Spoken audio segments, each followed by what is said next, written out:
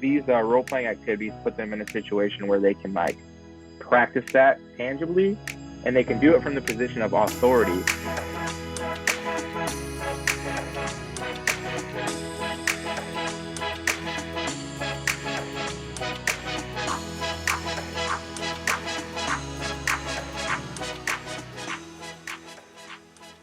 Hello, welcome back to You Need a Counselor podcast. My name is Dr. Julie Johnson, and I am the president and founder of Heart and Solutions. We are a mental health counseling and behavioral health counseling agency here in Iowa. And we are currently doing in-person and telehealth and phone services for children and adults across the state of Iowa. So give us a call if you or anybody in your family needs a counselor. And I'm Chrissa. I am the Vice President at Heart and Solutions in charge of our BHIS department, so Behavioral Health Intervention Services. And that's a service where we go in home, in school, or telehealth right now as well, and work with children ages 4 to 18 on different behavioral skills. And this is our podcast, You Need a Counselor. So we are designed for people curious about counseling, but have barriers keeping them from experiencing the benefits of counseling. Our mission is to share stories about counseling, good, bad, and indifferent, and spread the message that everyone can benefit from mental health and behavioral health counseling services. So we post every Sunday night at 5 p.m.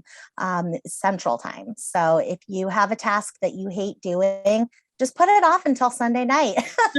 Sunday night at 5 o'clock, Chrissa and I will be putting away our laundry. And you can join us if that's the task that you hate the most, but batch up that task. Don't do it throughout the week. Go ahead and put it off till Sunday at 5. And then that gives you the entire week to call your counselor, get involved in counseling services, or send us questions or messages that you might have. So today we have a special guest. Today we have Jarrod Connor with us. Hi, Jarrod. Welcome. Hello, how's it going? I'm good. How are you? I'm doing all right. That's good. Glad to hear that.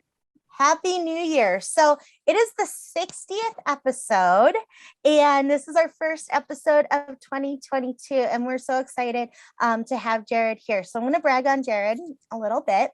So Jarrod is a counselor here at Heart and Solutions. He's a behavioral health intervention counselor. And so we shorten that and we say BHIS counselor, BHIS counselor.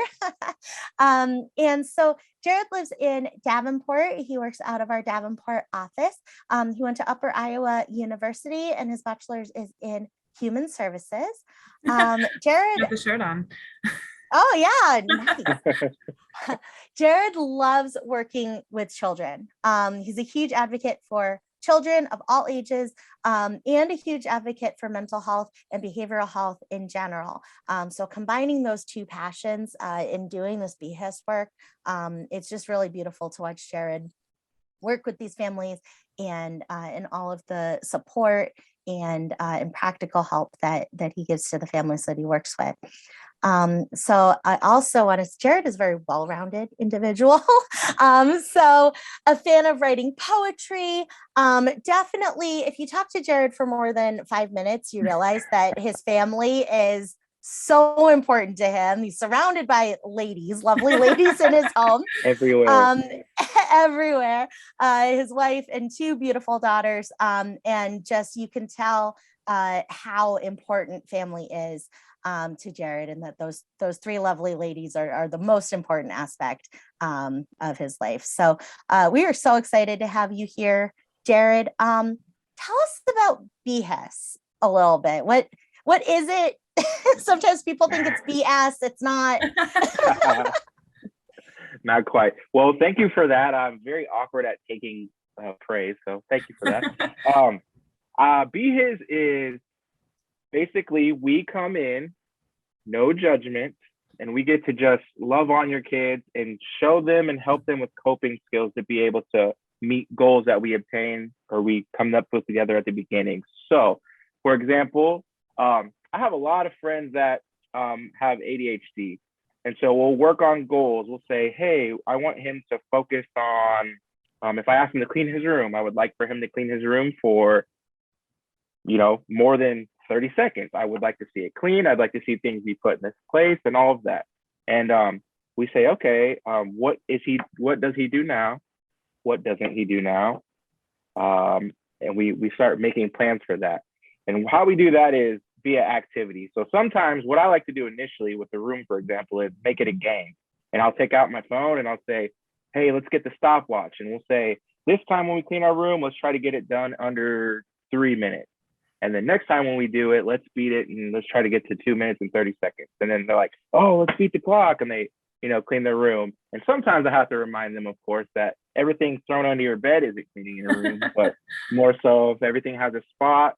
And at times, if that's what mom's wants to do, we can, or dad, we create a like a spot for everything in the room. Sometimes we label, sometimes we like have a little check off sheet. Sometimes we do a poster on the wall. It just kind of depends on what mom would like to do. And so, yeah. So Be His is basically, we work on a bunch of different behaviors, and they're not always the big ones, not the ones that are so everybody sees to be like behavioral health. It's a bunch of different things. And yeah, so that's what I think it is. Yeah, I love that. I mean, when we're working with kids, it's got to be fun. Like it has to be fun. and like it has to be. I mean, gosh, what kid wants to sit there and like talk about their behaviors, right? I mean, but the idea that we can go, yeah, we got to clean our room and like, okay, I'm looking around my room. That doesn't sound like that much fun. Okay. However, we make it a game. And we make it something fun and we make it achievement based. I mean, gosh, like even just being able to be like, okay, I cleaned my room for a minute and a half. And last time it was only a minute and I was like done. Right. Yeah. So I love that. Just being able to like make it a game, make it fun. It just takes so much of that stress off of the children. Children get so stressed out. And being able to take some of that stress, just lighten that mood in the house. What a gift that is for the family. What other kinds of games do you do?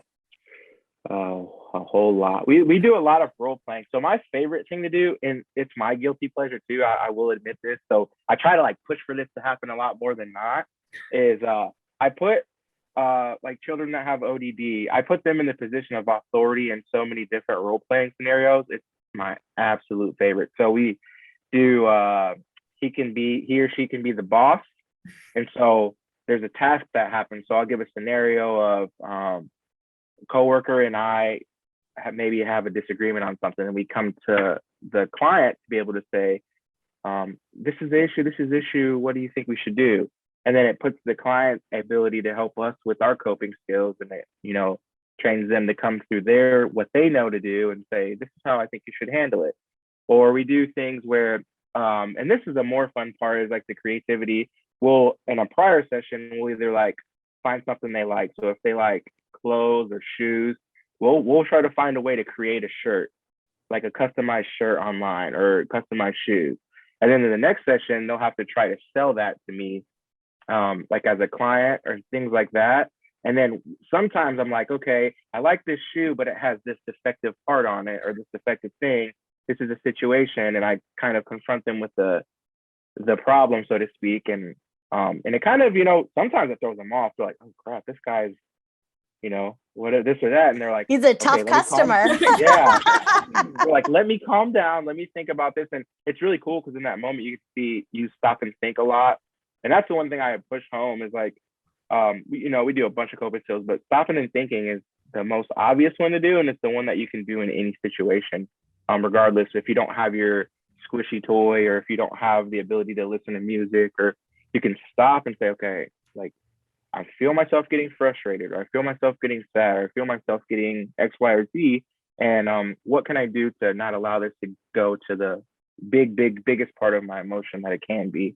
And so I feel like these role-playing activities put them in a situation where they can like practice that tangibly, and they can do it from the position of authority. And it also, what I found out, and I'd like to say it was smart and I thought this would happen, that's not what happened. It was an unintended consequence of the other part of it. But then they see it from like the parent's position or the teacher's position, where they're like, oh, that's hard. Like you have to deal with people doing this or doing that. And who would have thought that people's like problems are your problem? I had a client mention that.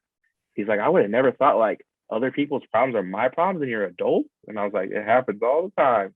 Yeah. So it was just cool to have that realization as well. Absolutely. Wow. Yeah. Role playing. Oh my gosh. How I fun love is it. that? So I mean, of course, you know that Chrissa and I love to role play Yes. because we do it in It's our my favorite to interviews. watch. Oh my goodness. We I love have it. the best time. And it really does take us out of as humans, we create these patterns for ourselves. We create these patterns of thinking. We create these patterns of acting, these reactions that we have, these automated responses that become just normalized. They feel like, well, that's the way that we do it because that's the way that I do it. And being able to use role playing and use kind of that fantasy world to allow a child to experience a situation from a different perspective, it allows them to break out of some of Yeah, those thoughts or those feeling patterns that they've had maybe their whole life, and haven't absolutely. known anything else. Then being able to do that, and how empowering to be able to do it from the position of, well, now I'm the mom, or or now I'm the I love boss, it or now too. I'm the teacher, and be able to problem solve those things through. And it sounds like you're teaching empathy as well Yeah, as you're doing. I mean, maybe it's a happy accident, but it's still happening. it's a happy accident. It wasn't on purpose, but here we are. That's right. I mean, it works. And being able to provide that empathy of like, yeah, the teacher who is giving you detention, they're not doing that for fun. Yeah, They're doing that 'cause they need to they solve a don't want to have problem. to do that. Right. Absolutely. Yeah. Oh, how cool. And then do the families ever get involved in the Yeah. role playing? So there are some mom. There was one mom that she like put a hat on and everything. So like she put like a little fedora hat. I think that's what those are called. And she was like doing the whole nine because she didn't have to be mom. She could be like the boss at the store. So it was like a different role she got to play. So that's pretty fun. And then some parents, they're like, okay, let's do it. But you have some that love it and some that are like, okay, we'll do it. I would totally be that mom that would be like dress. You'd be I'd like, be like, let's go. yeah, I'd be I'd be like all about it. dressing up. I'd be like, okay, I'll be the 5-year-old now. Full You be the costume. mom. Oh I my love it. gosh. Yeah. Oh, that's fun. Well, and what a cool way to be able for parents too to be able to model that for the kids and be able Yeah. to use session time. I mean, it's a counseling session. And so what Yeah. a lot of times in people's minds, it does not sound like a fun family bonding activity. It sounds like people in a room fighting with each other, to be honest, when you Hmm. hear it on the front end. But what a fun thing to be able to do. And I mean, gosh, like a lot of the families, and especially when I was doing BHIS, a lot of families got so engaged in the games that we would do and the activities Yeah. that they'd do them themselves without me. Yeah. And what a great thing, to be able to create that atmosphere of fun in a home and Yeah. be able then for the family to sustain that going forward. That's one of my favorite things to watch is that thing you mentioned with the family getting in because there's like I've had a couple clients where they didn't really get along like at all, like they could not communicate, but it's cool how these activities just kind of bring them together in a way. And I do think it's like the atmosphere you foster too. Like if you're goofy and you're loose and you're light, it opens up the atmosphere to be able to like, oh, we don't have to be so like serious. Like we can like let our guards down and like have fun. And so that's one of my favorite things to watch too. Is we've done that. We did a family Jeopardy, and I think what was it on? It was like on food, and then you would see like pictures of food, and then it would ask questions about food, and they were just like, that's not an apple, that's a plum. And they were just like, and at first I was like, oh no, this could get out of hand, and then they were like joking with each other, and then there was like laughs and there were chuckles, and I was like, oh, that's awesome. Like the first, it's just cool to see that connection that may not usually happen, or so the built-in time for that to occur every week. Yes, absolutely. I mean, it's strengthening those family relationships, those family patterns of communication, being able to provide an opportunity like that. Yeah. And sometimes just having an external person involved that isn't a member of the family, Yeah. but that can kind of interact as though we are, you do BHIS every single week, sometimes for multiple hours a week in somebody's Hmm. home. You start to become kind of part of the furniture, like you start to become Absolutely. part of the It's family. intimate. It's an it, intimate thing. It really is. it is, and what a privilege it is to be able to go into somebody's home, interact with them, interact with their child, and be able to take part in some of those family moments, those developmental family Yeah. moments. Yeah. Wow. So what got you interested in working with children? Because you've worked with children in the past, you work with Yeah. children now, you have your own children. I mean, what Yeah. what got you interested in working with kids? So very easily. So growing up, I didn't have the most ideal, like we all do, the ideal childhood and like father situation and all of that stuff. So it was like, I don't know. I feel like I feel like I might be romanticizing this a little bit, but I feel like I was like 10 or so when I was like, I know I want to be a dad and I know I want to be the best dad ever. And like when I was like 10 and I was like, I don't know. And then ever since then, it was just kind of like, I don't really know how I'm going to do that. I don't know how I'm going to make this happen. And then I'd go and I'd be in school. And then my mom also like babysat all time. Like that was, she had 4 kids. She was a single mom. So then she had to be in home. So then I always had kids. And then I got older and I was just like an extension of another pair of hands to help her out when I was home, from school and sports and stuff. And then so we did that and it was like, okay. And then I have, um, 2 brothers and then a sister, but I have my youngest brother is 10 years apart from me. So there's like a ginormous gap. And he was Mhm. just like my little, my little best friend, he was my little shadow and followed me everywhere and all of that. And I think that actually is where like the nurturing, I guess, bond would come from is like the one with my youngest brother is I don't know, he was like my little shadow and we did a lot of stuff and hung out and taught him baseball and throw him and all this stuff. And then I go and it's come time to graduate high school and I was like, I have no clue what I want to do with my life. And then so I went and worked at a factory and just worked. And then I met my wife who was like, hey, the factory's okay, but uh, you can offer a lot and you're very kind and you're gentle and you can do all these things. And I didn't really think that was a possible goal initially. And as my wife just encouraged me and building me up, she was like, okay, let's go to college. You're going to go to college and we will help you. And then her mom was like, let's go to college. Any outstanding debts, I will pay for them. You're going to college.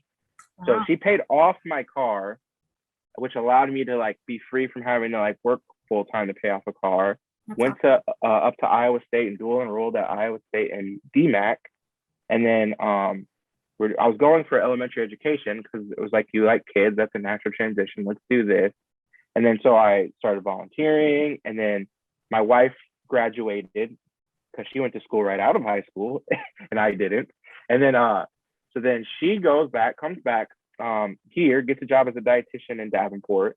And I was like, well, I can't go to school in Davenport. I don't want to be away from my wife. So we moved back here.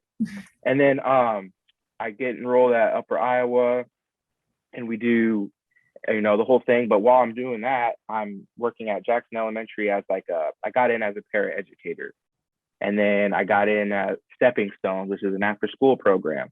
And I was the site lead there. And then I was like, okay, more of this, let's do this. And then I got offered as a paraeducator. The principal at Jackson was like, hey, you do a really good job. And I could see you being a principal one day. She's like, would you mind if I mentored you? And I was like, that'd be awesome. That'd, be really cool. And so then she offered me the family liaison job at Jackson, which is like more of I guess it's like kind of like a social worker, but really I just bridge the gap between the school and family. So any issues or whatever, they would come to me and I would just do those things, make families kind of a similar job to what I do now, just I guess in the schools and much less of a thing. But yeah, so then I don't know, it's just always kind of been a transition where like kids were the thing. And I think I always resort back to looking at myself as like that 10-year-old boy where it's like just wanting to be somebody to believe in me, wanted somebody to affirm me, wanting somebody to, I don't know, just like that thing. And I was like, I want to be that for somebody else. And along the way, I've had a bunch of intercessors, like coaches. My mom eventually dated a guy, Jason, who's my youngest brother's dad. And he was like a great father figure for me. And then, growing in health and counseling and my faith along the way has made it to where like me and my biological dad have a really good relationship now. And so it's kind of come full circle, and it's really cool. But I would say, yes, all of that, the question you asked me, to tie it down, is the 10-year-old boy wanting to just, be mentored and mentor people, looking for affirmation. And then I want to do that for somebody else that's kind of seeking that as well. Wow. Yeah, that is so beautiful. I mean, it's beautiful that when, we take the situations we've got and we go, yeah, there's a need here. I'm going to fulfill that need by helping somebody else. That it's amazing. And what an inspirational story you have, because, how easy is it to get bitter about certain things, right? And how easy is it to take certain experiences and situations and go, well, if I can't have it, right, then nobody should, right? And so it takes so much character to be able, and strength to be able to say, no, if I can't, somebody else is going to because of me. And in your case, not just somebody else, your brother, but also all of the children that you've been working with. And how beautiful is it that your wife and your mother-in-law believed in you to that extent? I mean, they're saying, hey, son-in-law, I believe in you. And then there's, I believe in you. Here's money to pay off your car. Money where your mouth is. That's right. Absolutely. I mean, that is walking the walk.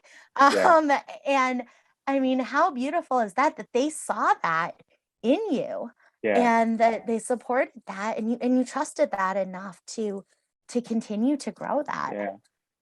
Yeah, they believed in me and I didn't believe in myself. And I was like, I can't, it was like the driving force, like, I can't let that down. Like, that was a lot of big belief. And I was like, I cannot let that down. And then when you see your beautiful little daughter come out, that's another nudge that makes it even easier. You're just like, oh yeah, that's what this is about. Okay. Yeah. Makes sense. Absolutely. Yeah. So you've been a dad in the making for a long time. You're just waiting for those girls to come so you could be the dad. Yeah. Absolutely. It's funny. I relate with your story in that way because, gosh, I could not wait to be a mom. Like, I have wanted to be a mom my whole life. And when I would think about, even when I was a kid, when I would think about what do I want to do when I grow up, like, other than being a toll booth operator, my thing was, which I can't do now. The thing that I wanted to be was a mom, and my daughter was born when I was over 30. And, there was a point where I was like, I don't know if that's going to happen. And when she was born, it was like, I can so relate with what you're saying with when your daughter was born, because when she was born, I was like, oh, that's what I'm supposed to, okay. Absolutely. Like, my life. This is what it's about. Okay. Yes, exactly right. So I had a friend, this was a couple months before Emmy was born, which is my first daughter, who's 3. He goes, you don't know until you know. And I was like, what did you just say? I promise you, the second Emmy came out, I was like, I know exactly what you mean. Like, it's crazy. That's right. Absolutely. Yeah. There's a song by this band Bright Eyes that was popular like a long time ago. But there's a song called First Day of My Life. And it's like, this is the first day of my life. And I have those lyrics printed on my daughter's wall, because when she was born, it was like, oh, okay, like, now my life is starting. So yeah, I can so relate with that. And they are such an inspiration. Our children are such an inspiration, and I feel like in this field, a lot of times the situations that we have found ourselves in, the challenges that we have faced, all of that kind of comes together so beautifully to try to make that change for somebody else, to try to make difficult situations. We can't fix difficult No, situations for no, anybody, yeah, but we can make them that much less difficult by being yeah, support and just having somebody there. And, as you're telling your story, what I'm hearing is those relationships. It was those relationships along the yes, way that made all the difference. And yes, as counselors, that's what we can offer, is that relationship, that being there, that being dependable for that child, and caring. Like, that's what we can offer. that's And it. it's enough, it's enough. It Yeah, matters. it does. Yeah. It's beautiful. And more than intervention, right? Like more than evidence-based practices, Yeah, the relationship, that's what it's all about, in facilitating change. So it's beautiful. And you've gotten to see firsthand the power of somebody believing in you. absolutely. And as counselors, gosh, there are times where we're the only person who believes in that child. Mhm. We are the only person. Mhm. And how powerful that is. It is. It's beautiful work what we do. It really is. It's I it's agree. so rewarding. Yeah, absolutely. Okay, so tell me about poetry, because I need to know. I knew this was gonna come up. I've Okay, I've heard you so sing quite a bit, but I have never heard you recite poetry. so with poetry, it's I've always been a writer, one too. That's like the way that I express myself, is through writing.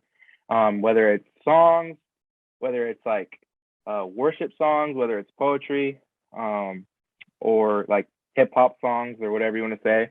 Um, it's just always been the way that like I express myself. So with the poetry, funny enough, on 9/11, I was super, obviously, like everybody was. Like I would think I was like 10 or something like that. But I was just like inspired by watching the firefighters on 9/11. Just like go towards the fire when I saw everybody else just like running away. Like there was something so like powerful in my eyes, and like I don't know, it just made such an impact. And I wrote the poem called "An American Hero," which would be a great time for me to have it up. I don't know it by heart right now, but it's basically it was just, let me see if I can pull it up in a second. But anyway, it's like you get the call and once again off you go. You risk your lives for those you don't know. You guys ran in while others ran out. To me, that's what being a hero is all about. Um, you strive to protect through the day and the night.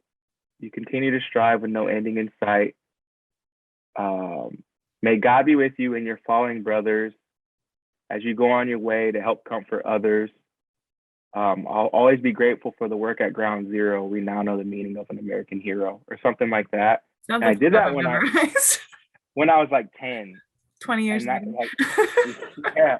And so like that was like the thing that, I don't know. It was just like a really, and so it was really cool. I got to go like all around Iowa. Like it was like we drove like hours and hours, and I got to go to all the fire stations and get to read that to the firefighters. Oh, cool. And yeah, so, and then it also got published in the World Book of Poetry, which I didn't know was a thing until it got published in there. So I have that book somewhere in my house, which is probably collecting dust somewhere, to be honest with you. But it's somewhere. But there's like poetry from all over the world, literally, and it got published in there, That's that year's awesome. edition.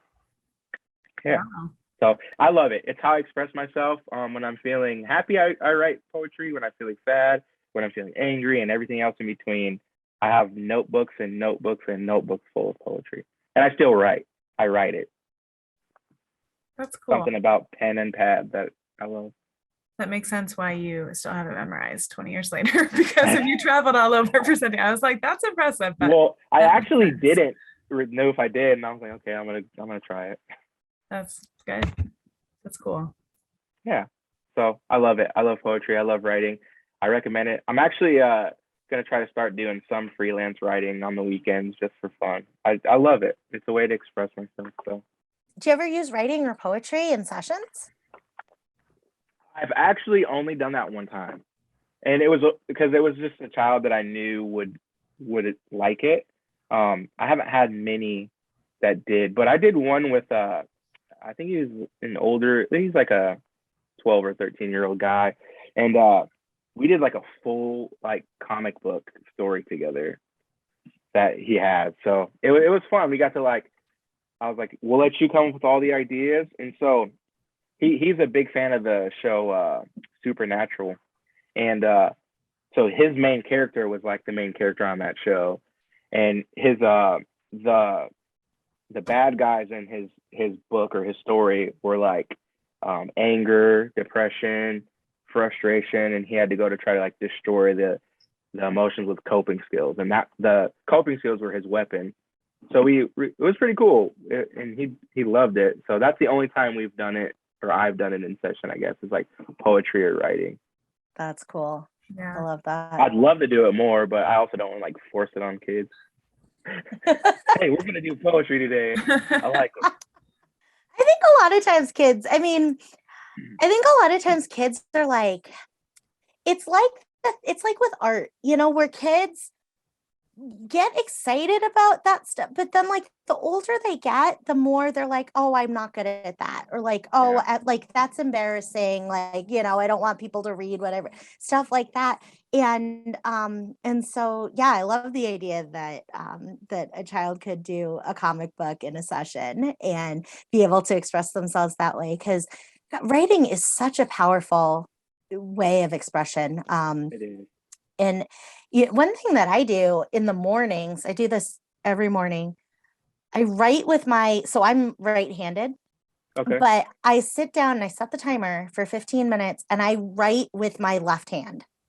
I love And that. it is the weirdest thing. When you first do it, like you'll scream and cry because it's like really scary in there. I'm like, oh, that's what's sitting in there. Okay. Like, but it is so cool. And so sometimes if I get stuck and stuff isn't coming out, I'll write with my right hand and I'll ask like questions, and I'll say like, what am I afraid of today? Or, what am I excited about today? Or what's something that is bothering me that I'm not aware of. Right. And then I'll just start writing with my other hand. And it's a way for that part of me that, we get so conditioned in school that writing is all about handwriting, and writing is all about grammar, but all of that's in this hand. This hand doesn't care at all. This hand will write up and down and backwards and does not care, because this hand was never taught proper letters and cursive and all of, like, this hand just writes whatever it feels like writing. And it's a really neat, I mean, it'll scare you, but it's pretty cool being able to like see the things that are just under the surface there, right? It's the same reason that like sand tray works in therapy, right? Where in sand tray we go like, don't think about it too hard. I just put what feels right there, because there are all of these thoughts and images and ideas swirling that we can't say out loud. Our brain can't translate it because there aren't words to translate those images, thoughts, feelings, and sound. And so, but those other parts of us, if we do a sand tray, or if we do a role play, or if we write with our other hand, or we do art, we can express those things in that way, that we just can't otherwise. So I'm gonna try that. That's interesting. It will scare. Like, I was like bawling when I did the first time. I was so scared. I was like, "What is this?" And so I always work like, set the timer, because otherwise you'll just go forever, So but it always, I do that every morning. And when I don't do it, like we were traveling for New Year's, and so January, whatever, 2nd, that Saturday, that's Sunday, we were driving all day long. And so I didn't write that day. Like, I just got in the car and we drove for 12 hours. And I could feel it. Like, I could tell that I hadn't written because there were just, I don't know, I couldn't get my thoughts together, right? Things like that, because all of that other stuff was trying to get processed, but hadn't been processed. So anyway, it's just a weird tip of, I'm gonna try that. I love it. I love that idea. It's weird. It's very odd. And then, do you like to write in the morning, or do you like to write in the evening? Nighttime, because it's quiet. Yeah. I don't feel guilty about doing it because my wife's sleeping and my daughters are sleeping. I was like, okay, I can get this out of the way, and I'll throw headphones in and listen to. Sometimes I just listen to like instrumentals, like elevator music instrumentals. I don't know why, and then I just like sit there and write. Awesome. Mhm. Yeah, they say that, right? That we can do two things at once, and music without lyrics actually enhances Yep. that creative process. Oh, Yeah. cool. That's the reason I like mornings, is because my kid is asleep and my husband's asleep, and I don't feel bad about it. Yeah. But you wake up so early. It's selfish. It's selfish on both of our parts. Yeah, right? it That's is. It is. It's like, that's my time. I'm gonna do this. Same. I guess the only thing about doing it in the morning is that sometimes your kid gets up early, Yep. and then you're at and then you've got the whole day being annoyed that you didn't get your course. time. Whereas Why if you did I do it do at it? night, you've got you can They're put it back sound to bed asleep. at night. Yeah, they're sound asleep. You don't have to worry about it. Oh yeah. Yeah. Oh, how cool. Yeah. Writing and just, it just kind of goes to show, though, sometimes that who we are as humans, as people, and the things that we do for ourselves, to be able to express ourselves, to be able to take care of ourselves, they're so important to our role as a counselor. They are so Absolutely. vital. Yeah. Who we are, it matters. And what we do, it matters. Even if we're not writing poetry in session with clients, the fact that you do it for yourself, that impacts the sessions. It impacts the relationship, and it impacts how you show up for session. It's so true. Self-care. Self-care. Krista gets on me about that sometimes. Oh, I bet she does. You didn't do your self-care goal. I was like, okay, I'm sorry. I'll do it this week. I will. I promise. I will. That's right. Tell us about, for anybody who's listening, tell us about self-care goals and why is that a big deal? It really is, because as wonderful as we are and we go into households, sometimes we go into households and it's pretty heavy stuff going on. And you have to make sure that you're like mentally well and physically well and everything else before you go into those things, because you want to be the best that you can be for the client, one, and also for yourself, and then go home to your family where you're not spent by the time you're done with session. And I can honestly tell, which I'm so glad Chrissy gets on me about that, about doing it, because when I don't have that time like slotted for me to like decompress and like reset, you like you're losing it somewhere. So either my clients wouldn't get the best of me that day, or I come home and my wife and my daughters don't get the best of me that day, but like something is going to lose out on the best of me. And that's why I think it's super vital to be able to do that, and just like take the whatever you're carrying on you and let it go away and let it fall off and restart and reboot and reset. So yeah, I think it's extremely important.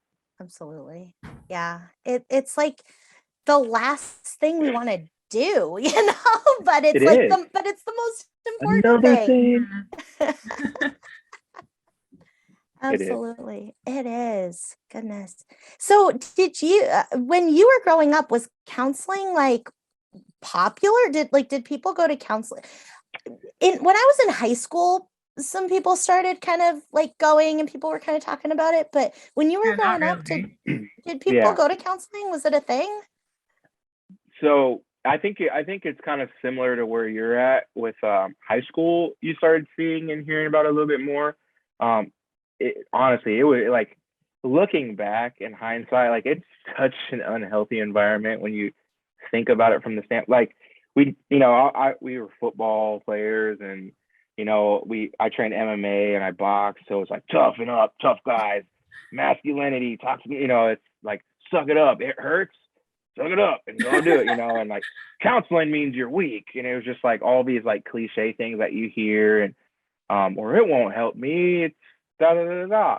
But there was a thing at my church that they did called Ultimate Journey, and it was basically you wrote a note to your younger self, or the self that like when you went through the traumas you went through as an adult, and then like in the hindsight of what you know now. And then you also, at the very end of the ultimate journey, I think it's the last day, you write as your child self as an adult. And then you read it, and then I think they either like rip it up or burn it up or whatever they do to try to like get rid of the karma or the karma. Why did I say karma? The trauma in that. And yeah, so I don't know. And that was kind of like, oh, that's a really like, and I mean, I would see people like weeping, sobbing, completely like restored and transformed. And I was like, what in the world is going on with this? And so that kind of like opened my eyes. I was like, I mean, I want to like, that's a real, like, I was like, that's a real, like, tangible, like, it's meaning something to you. It's working. It's doing something in you. And so that was the first time for me where my brain was like, oh, that's okay. Like, that's not like weak. It doesn't make you this. It doesn't make you that. It doesn't make you, X, Y, or Z. And then, so then I started going to see counselor. And initially it was my pastor, and I still obviously he counsels me too. But then I was like, okay, let me try to get into like a therapist that like went to college to be a therapist and stuff like that. And those like maybe some of the science behind why I'm thinking what I think or why I feel the way I feel. And yeah, so like I don't know. I feel like that's where the shift was. So I feel like growing up, it was like really frowned upon. And then as I got into high school, it was more so of like, yeah, people would be like depressed or they'd be maybe like have suicidal thoughts, and then they'd go see counselors, and it became a little bit more like common for me to see in high school. Mm-hmm.